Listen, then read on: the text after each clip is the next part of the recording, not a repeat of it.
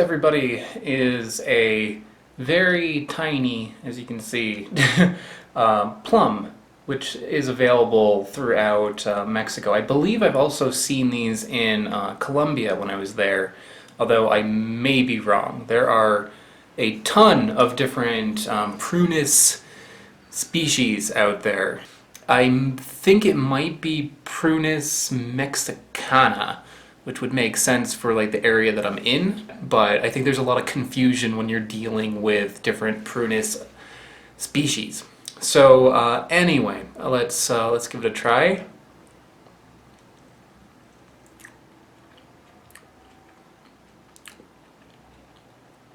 That is good. First off, it is red inside, and it's got a very tiny seed. Looks like kind of like plum seed, but a very small one.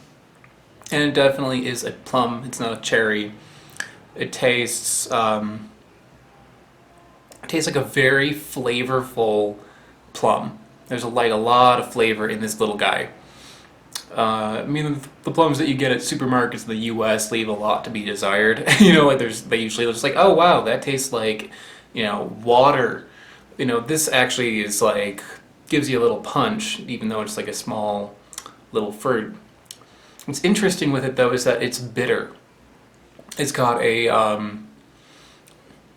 bitterness to it, not in like a negative way. It's like the bitterness that you can get from some peaches.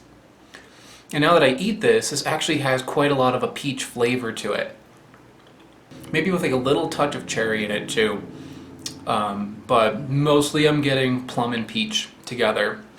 The sweetness isn't that high. It's maybe like a 4 out of 10. If like a 10 is a sugar cube and let's say like a 5, like a 6 is an apple, 5 is an orange. This is like a 4, maybe like a 3. The sourness on it is it's there. There's like a little bit of a tartness to it, but the tartness in it is like having like a tart cherry. It's not like like a lemon or anything. It's relatively low, maybe like a 4 or 5 also.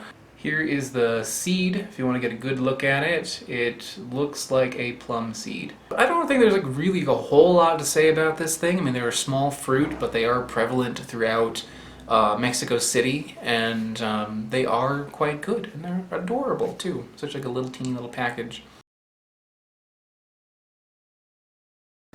This is the purple leaf plum, which, as you can see, is a very tiny little plum, and I cut one in half. Here is the inside of it. So you can see there is a large seed and almost no flesh to it. This is not going to taste good. It is edible, but it's used for landscaping. People don't grow this really for an edible fruit. You can use it, but the big selling factor with the purple leaf plum is that the trees are very pretty. In order to eat this, what people will do is they'll collect a whole bunch of them. They will painstakingly remove those gigantic seeds out of there. They will then take the remaining flesh and they will process it into like jam, juice, stuff like that. But in order to do that, you need to collect like a ton of these things, and honestly, I nabbed these off of a tree that was, growing on the side of the road, and don't want to get in trouble. So I didn't like nab like several pounds of this fruit. I just nabbed a couple of them. So I can review the fresh thing, but I'm not going to make anything out of it.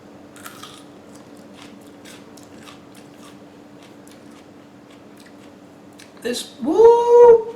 Oh my god. It didn't hit me.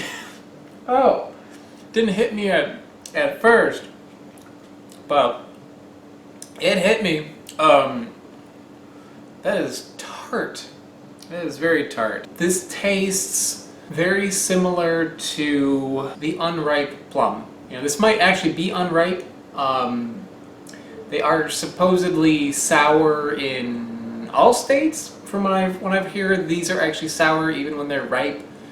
But right now they taste like the unripe plum, which I've had in the past. which is good, but tart. It's got a little something extra to it though, a little bit like a grape flavor.